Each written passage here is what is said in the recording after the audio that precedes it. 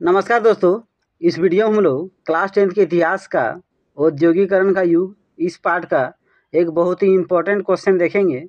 तो देखिए, क्वेश्चन है, ईस्ट इंडिया कंपनी ने भारतीय बुनकरों से सूती और रेशमी कपड़ों की नियमित आपूर्ति सुनिश्चित करने के लिए क्या किया। तो यहाँ आपसे क्वेश्चन पूछ रहा है कि भारतीय बुनकरों से सूती और रेशमी कपड़ा की नियमित आपूर्ति होते रहे, इसके लिए ईस्ट इंडिया कंपनी ने क्या प्लान किया, क्या उपाय किया। तो चलिए इसका आंसर देखते हैं।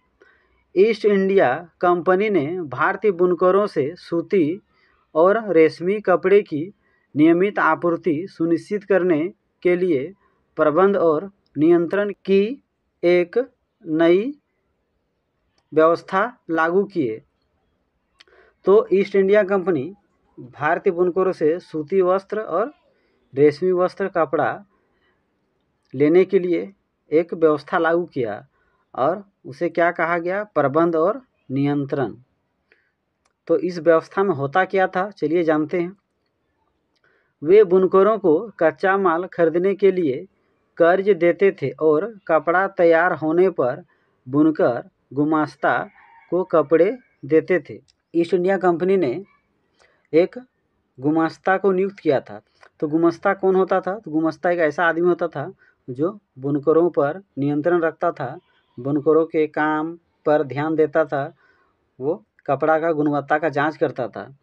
तो गुमास्ता क्या करता था, बुनकरों को कच्चा माल खरीदने के लिए कर्ज देता था और जब बुनकर कपड़ा बना के तैयार कर लेता था तो बुनकर वापस कपड़ा गुमास्ता को ही देता था।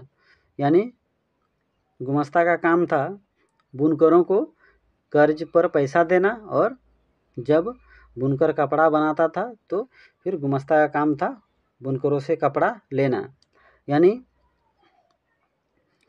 यानी बुनकर गुमास्ता से ही कर्ज लेता था और गुमास्ता को ही कपड़ा बनाने के बाद देता था। बुनकरों को अन्य खरीदारों के साथ कारोबार करने पर पाबंदी लगा दी गई थी।